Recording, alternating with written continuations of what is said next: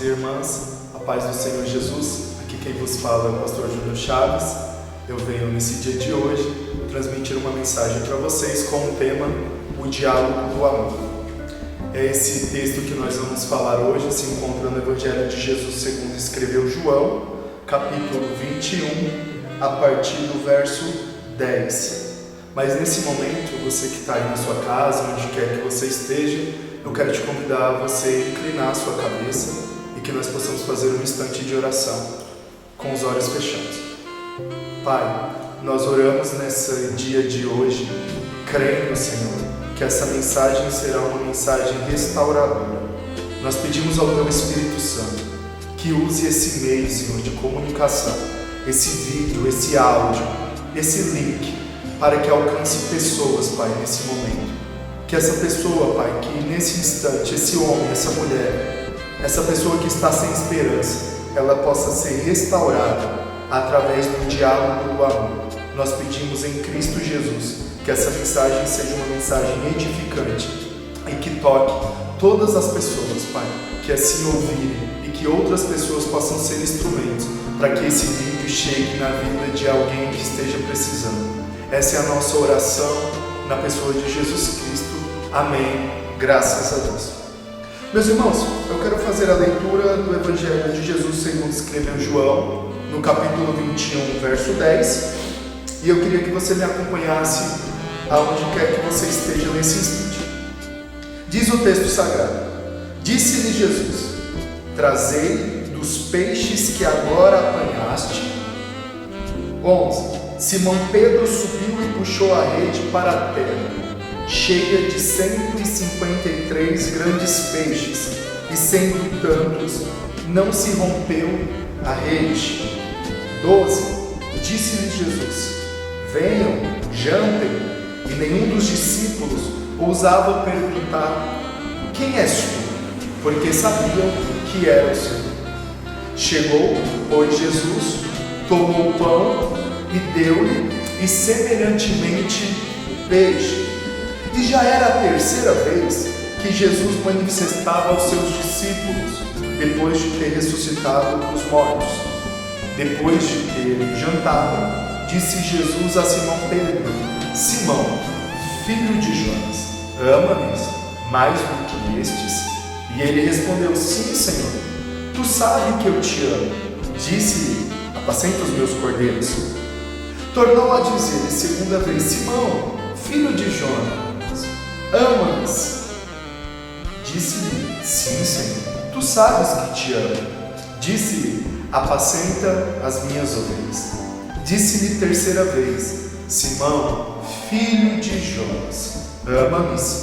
Simão, Pedro, entristeceu-se por lhe ter dito terceira vez: ama-me. E disse-lhe: Senhor, tu sabes tudo, tu sabes que te amo.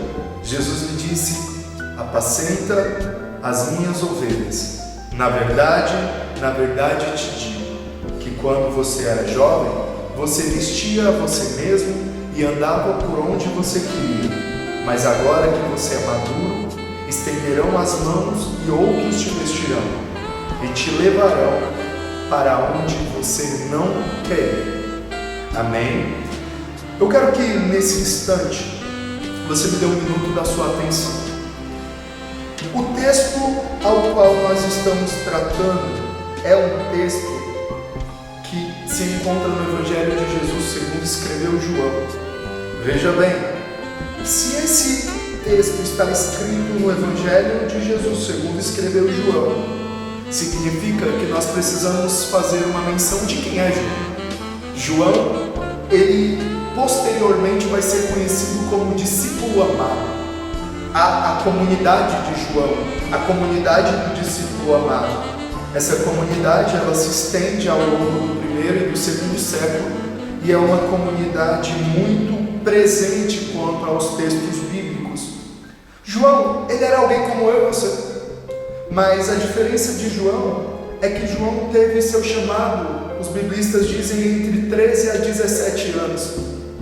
Um jovem, o mais jovem dos discípulos, é o responsável por escrever esse texto. João era aquele que deitava no peito do Senhor.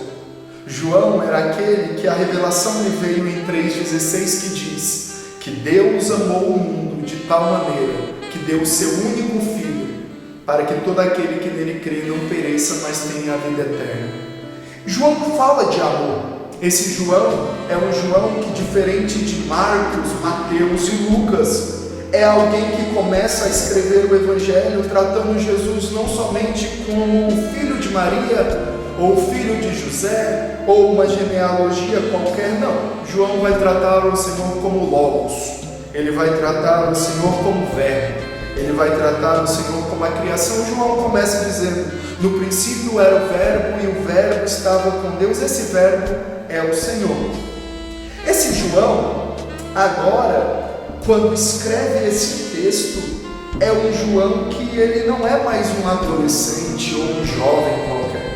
Esse João agora é um discípulo que conheceu o Senhor no mar, que conheceu o Senhor no Getsemane, que conheceu o Senhor na casa da viúva, que conheceu o Senhor no templo. Esse João é um João que faz parte de um grupo seleto do Senhor.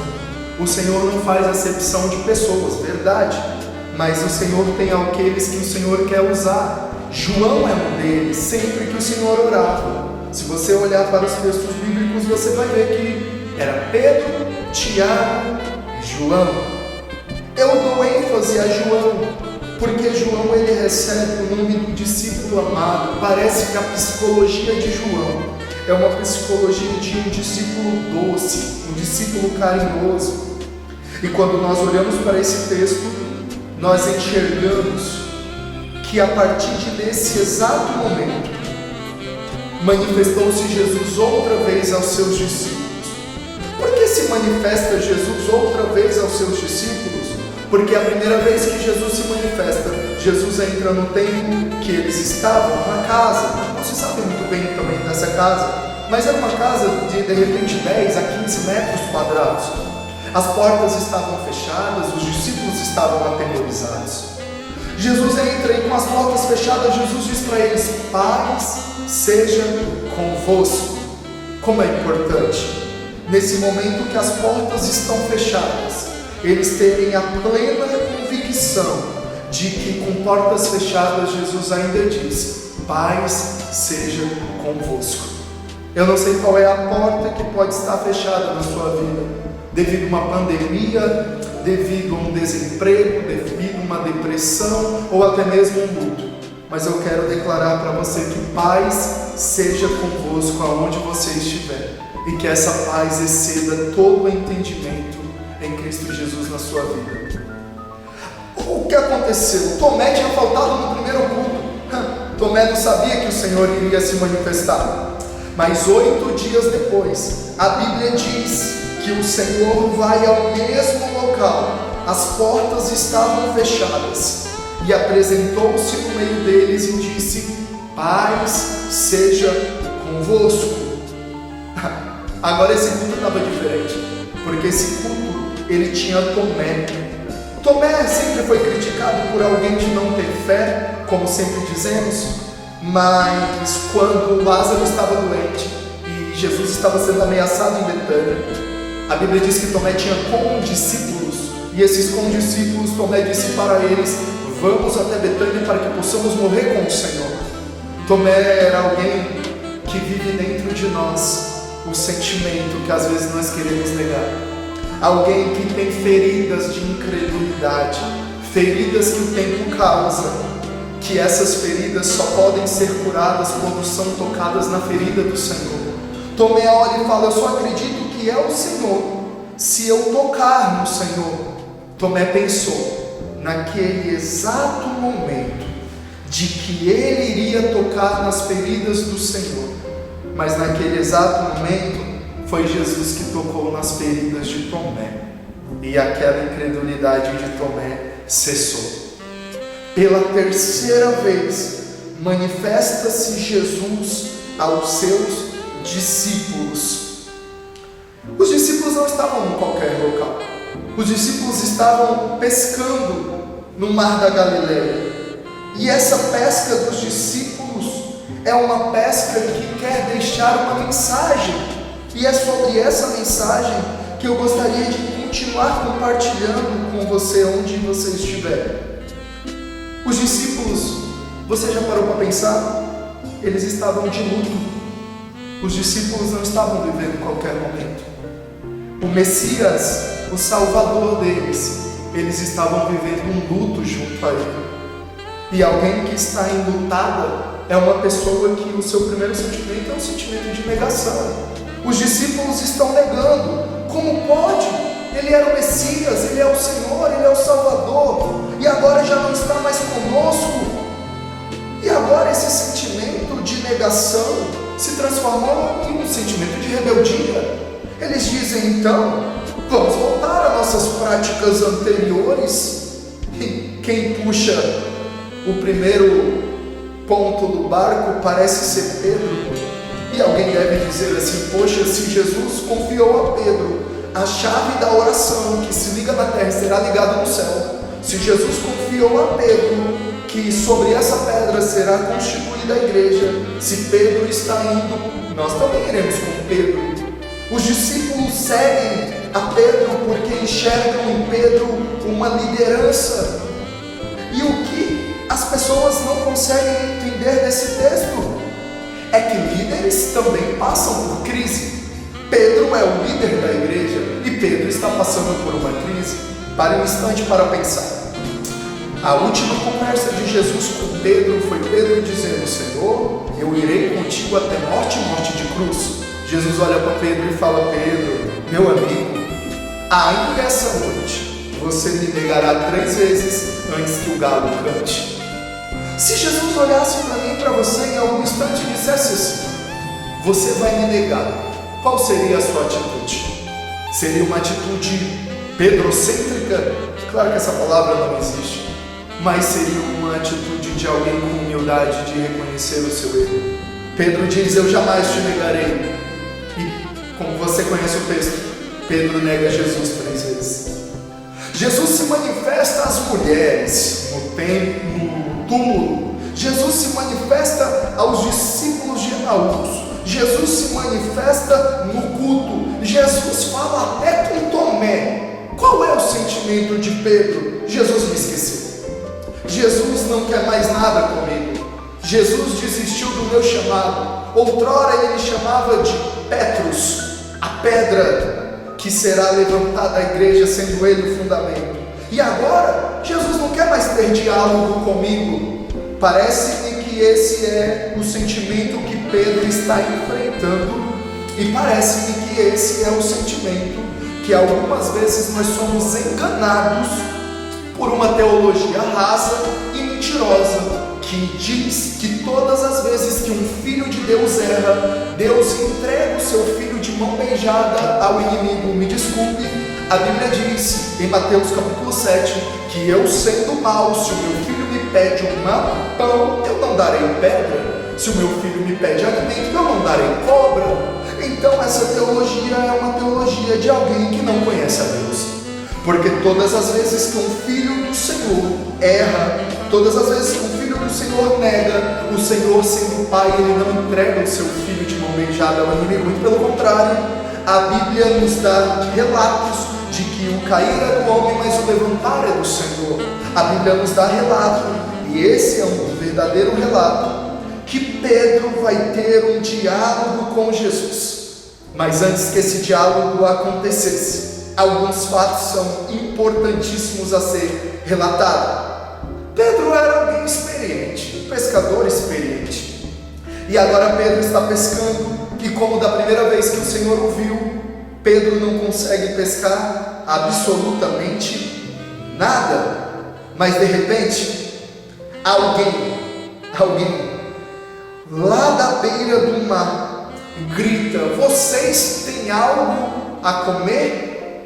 E a minha pergunta para você nesse momento de hoje é, você tem algo a comer?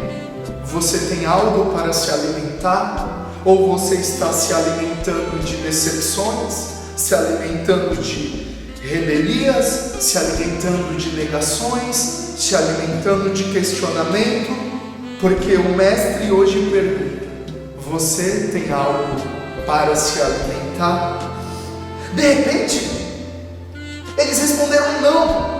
O sentimento mudou, não é um sentimento de prepotência, é um sentimento de dependência. E aí o Senhor olha para eles e fala: lancem a rede ao lado do barco e vocês colherão uma quantidade enorme de peixe.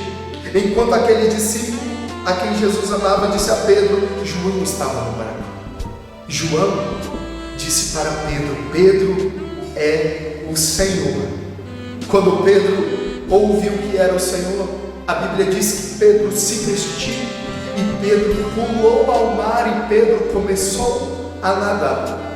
O único local da Bíblia que eu encontro que alguém veste roupa para entrar na água é no relato de Pedro, porque geralmente todas as pessoas tiram as suas roupas para entrar na água. Pedro não. Pedro agora ele tem um sentimento diferente. Pedro enxerga que ele está nu perante o Senhor. O sentimento de Pedro arremete-se ao sentimento de Adão no jardim, quando o Senhor pergunta: Adão, aonde está?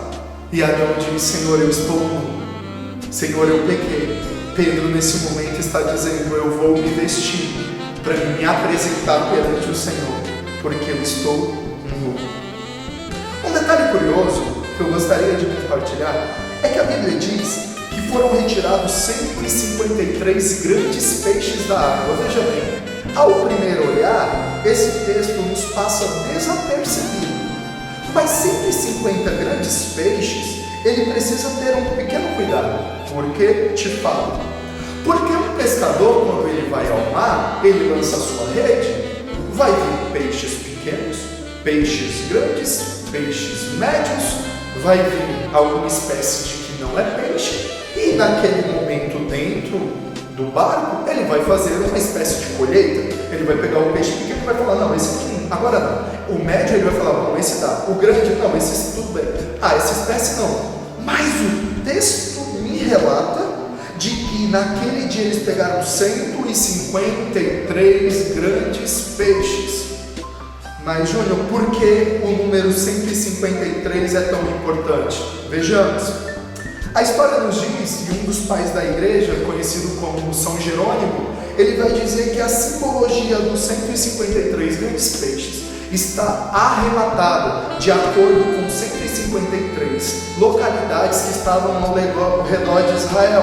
Então seria uma mensagem dizendo: olha, a colheita que eu vos darei tem acordo com as nações que vocês pregaram o evangelho por serem pescadores.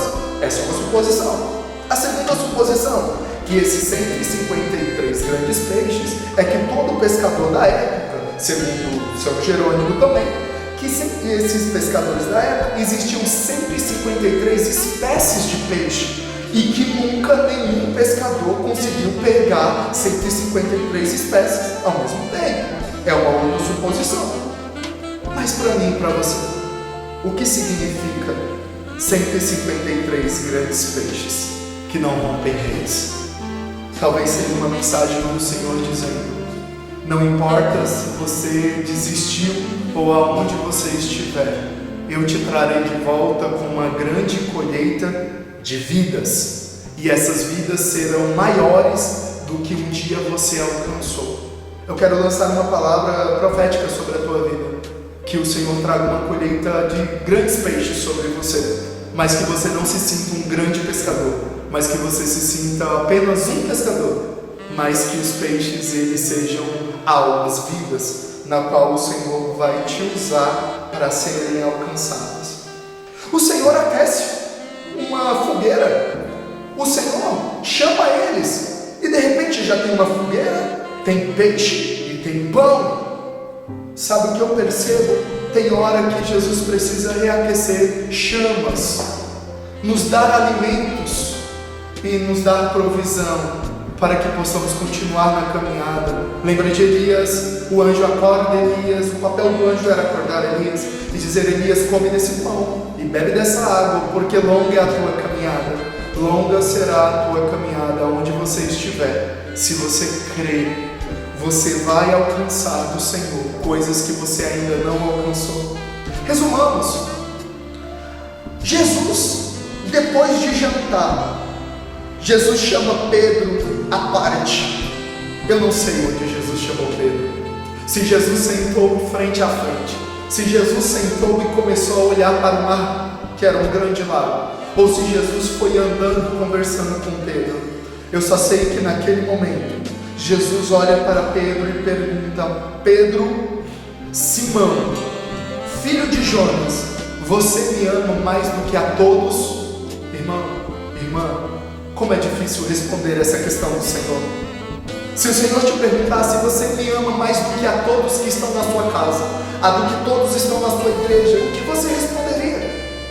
Como eu vou medir o meu amor com o amor de alguém? Como eu vou medir a intensidade do que eu sinto com a intensidade de que alguém sente? E Pedro responde: Senhor, eu te amo, tu sabes que eu te amo. E quando Pedro isso responde, Jesus diz para Pedro: apacenta os meus cordeiros. Quem entende um pouco de agropecuária vai entender que o cordeiro ele já é um pouco mais robusto. O cordeiro não é simplesmente um borrego pequeno, o cordeiro ele já tem mais força. O que Jesus está dizendo para Pedro: Pedro, apacenta aqueles que são mais robustos, porque eu confio na sua questão pastoral de apacentar. Pela segunda vez Jesus pergunta para Pedro: Pedro, disse-lhe: sim, Senhor, tu sabes que eu te amo. E o Senhor fala para Pedro após a pergunta se o ama: então apacenta minhas ovelhas. Irmãos, no rebanho do Senhor existem cordeiros, no rebanho do Senhor existem ovelhas. Pela terceira vez, verso 17, disse-lhe: Simão, filho de Jonas, ama-nos? Simão se entristeceu por ter me dito terceira vez, perguntando se o amava, e disse-lhe: Senhor, tu sabes tudo, tu sabes que eu te amo. Jesus disse-lhe: apacenta as minhas ovelhas. O diálogo do amor é um diálogo revelador, porque o Senhor poderia ter chamado Pedro após negá-lo 3 vezes e ter dito: Pedro, cara, eu estou decepcionado com você, porque você me negou, você era alguém que eu confiava tanto. Poderia ter dito: Pedro, você vai ser disciplinado. Pedro, não, agora eu escolhi João ao invés de você, Pedro, para ser o pastor da igreja. Mas o que Jesus faz com Pedro é o que Jesus sempre faz conosco. Todas as vezes que erramos, Jesus restabelece o diálogo dele através do amor. O amor de Deus, esse amor de dar o seu único filho por todos nós, é esse amor que se torna um caminho de ponte para que o estabelecido que tinha sido destruído possa ser uma ponte de amor para que possa ser reconstruído novamente. Aonde você estiver, eu quero dizer para você que o amor do Senhor vai te alcançar. O Senhor vai te alcançar com amor de louvores, com amor de pessoas, com amor de causas, com amor de mensagens. E quando o amor bater na tua porta, abra a porta e ceie com amor. O Senhor é a verdadeira encarnação do amor. Pedro foi o único que conheceu o amor encarnado através de um diálogo. O amor pergunta para Pedro se ele ama o amor. Só Jesus consegue fazer isso. É claro, meus irmãos, que quando nós olhamos para esse texto, há uma questão que precisa ser esclarecida. O grego é uma língua muito rica, e o grego, ele não consegue, através das suas palavras, do seu vocábulo, expressar, através do português, o que é amor. Portanto, eu gostaria de te esclarecer esse texto, para que você olhasse para ele e não achasse o texto repetitivo. O grego, existem no mínimo 9 palavras para amor. Sim, 9 palavras para amor. Mas eu gostaria de resumi-la a 4. Primeiro, amor eros. O que é o amor eros? Eros é o amor de paixão, é o amor de romântico, é o amor entre casais. Esse é o amor eros. Segundo, amor filia. Filia é uma espécie de amor amizade, é uma afeição entre amigos. Terceiro, storge. Storge é um amor caracterizado por uma afeição entre pai, filho, parente, pessoas próximas. Vamos ver se você vai lembrar. Eros, filia, storge. O quarto amor é o ágape. Esse ágape provavelmente você já ouviu falar. O que é o amor ágape? É o amor verdadeiro. É o amor de doar-se. É o amor de dar a vida um pelo outro. Veja bem, volte para cá. Eu quero dizer para você que esse diálogo de Jesus, existem dois tipos de amor que são tratados, ágape e filéu. A pergunta que se dá mais ou menos é, no versículo 15, é Jesus perguntando assim para Pedro: Pedro, você me agapau? Pedro, você daria a sua vida por mim? A resposta de Pedro não é um amor ágape. A resposta de Pedro é um amor filéu. Pedro responde para Jesus: sim, Senhor, eu apenas te filéu, eu apenas tenho um amor de amizade pelo Senhor. Tu sabes. E aí Jesus diz para Pedro: então Pedro, apacenta os meus cordeiros. Veja bem, Jesus olha para Pedro e diz: Pedro, você daria a sua vida por mim? Pedro responde: eu só sou o teu amigo. Pela segunda vez, o Senhor pergunta: Pedro, você daria a sua vida por mim? Pedro responde: Senhor, tu sabe que eu somente sou o teu amigo. Pela terceira e última vez, o Senhor pergunta para Pedro, agora não ágape. O Senhor pergunta para Pedro: Pedro, você apenas é meu amigo? E nesse momento, João escreve-nos um texto dizendo que Pedro se entristeceu. E Pedro, se entristecendo, disse para Jesus: Senhor, tu sabes que eu sou apenas o teu amigo. E Jesus olhou para Pedro e falou: Pedro, apacenta as minhas ovelhas. Sabe que esse texto é revelador? É que agora Pedro é alguém maduro. Pedro não é aquele anterior que dizia: eu vou contigo até morte de cruz. Não, agora Pedro aprende que quem nega Jesus 3 vezes restabelece a conversa com Jesus através do amor 3 vezes. Negou 3 vezes, e 3 vezes o Senhor pergunta: Pedro, você daria a sua vida ou você é somente meu amigo? Pedro disse: eu sou teu amigo. O Senhor não desistiu de Pedro, porque o Senhor sabia que agora Pedro estava sendo sincero. E Jesus olha para Pedro e fala: na verdade, te digo que quando você era moço, quando você era jovem, quando você era imaturo, você fazia o que você queria, dizia o que queria, andava por onde queria. Mas agora, Pedro, agora é diferente. Pessoas vão te vestir, você vai andar por onde você não quer, porque você é o líder que eu estabeleci para levar o meu evangelho. Olhe para mim, por gentileza, e preste atenção no que eu quero te dizer. Seja ser humano diante do Senhor Jesus. Ele conhece o verdadeiro amor que há dentro do seu coração. E esse amor pode ser maior do que os outros, ou pode ser menor do que os outros. Mas esse amor é um amor encarnado. Jesus vai te alcançar através do diálogo do amor. E todas as pontes que foram rompidas, haverá uma dupla honra sobre a tua vida. Pessoas vão lá de te sustentar, te vestir. Com o quê? Com amor, com carinho, com atenção, com provisão. Por quê? Porque o Senhor encontrou através do diálogo do amor um discípulo maduro. Que alcancemos a maturidade discipular que Cristo nos exige. Que alcancemos o mesmo sentimento que Pedro teve, que depois de tudo isso disse para os discípulos: sigam-me. É tempo de seguir ao Senhor com amor dentro do seu coração, ao invés de redes em mãos. Redes não simbolizam grandes coisas. Redes são apenas instrumentos. O amor são mais do que um instrumento. O amor é uma atitude. Deus te enche de amor.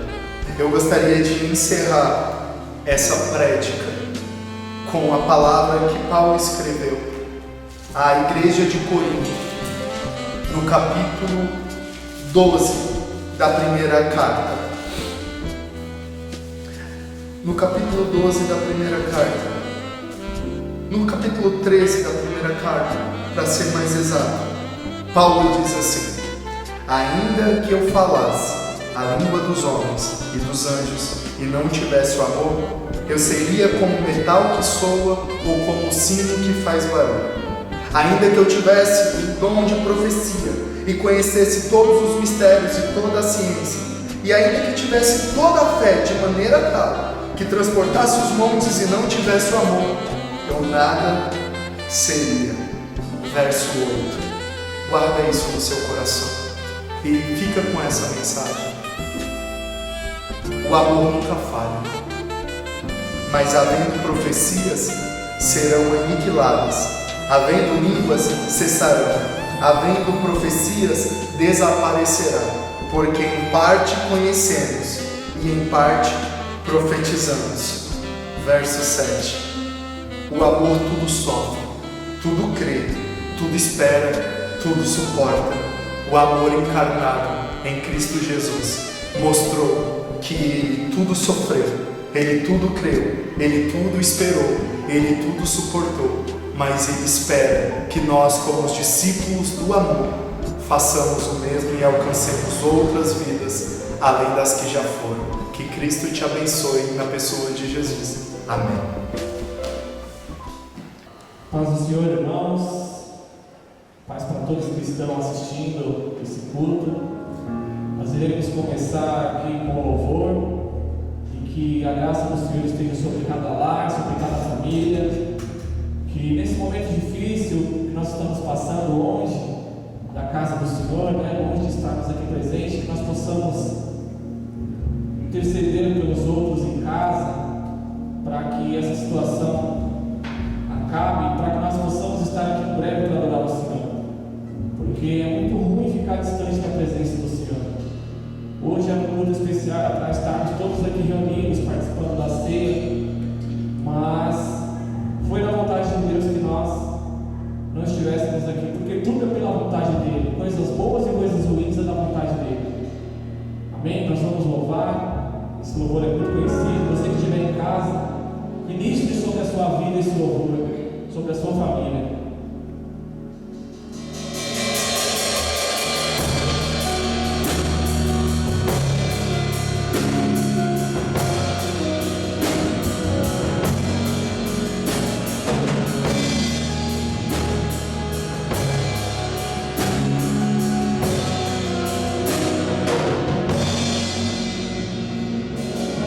Antes de eu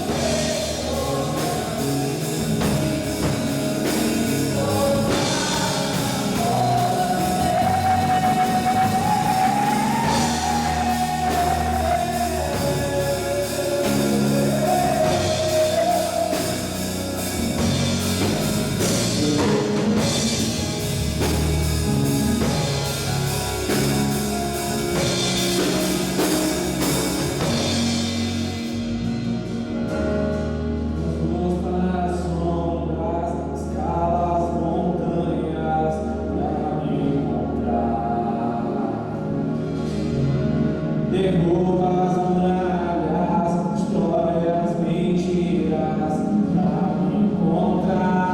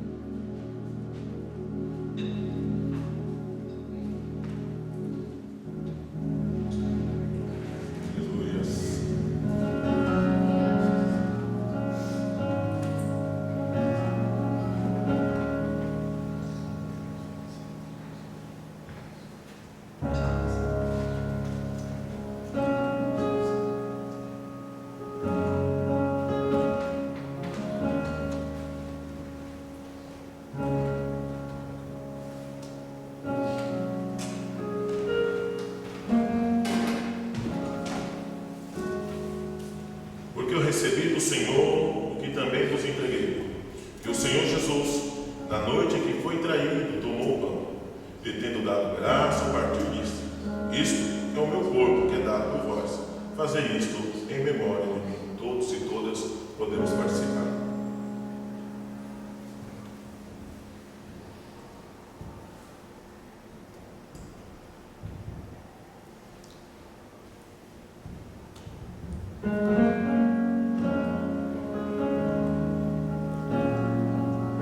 Aleluias.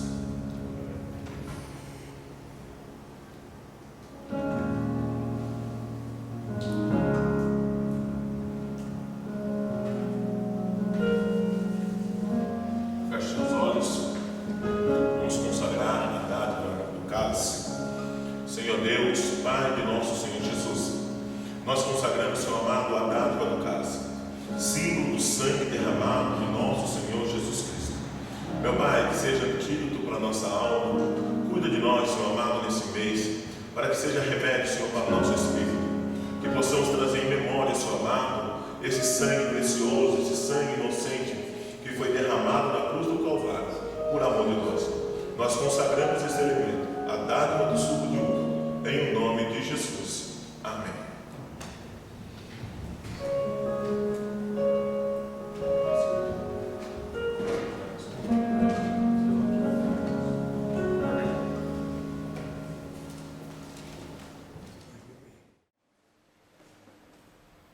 De semelhante modo, depois de haver ceado, tomou o cálice, dizendo: esse cálice é a nova aliança do meu sangue. Fazei isso todas as vezes que bebedes em memória de mim. Todos e todas podemos participar.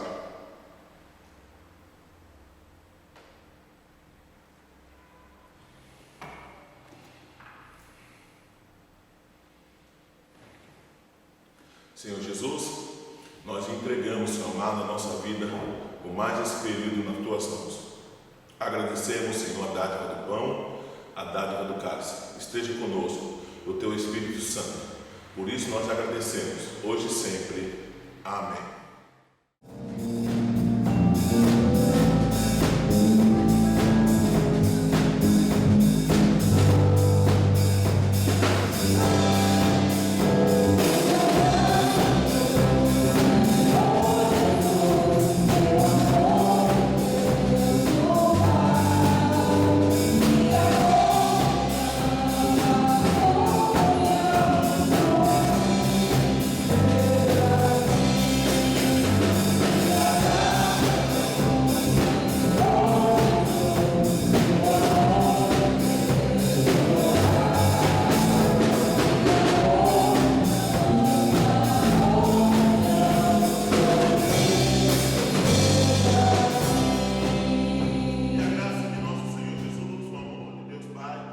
E a comunhão do Espírito Santo esteja com todos nós. E nós dizemos bem forte: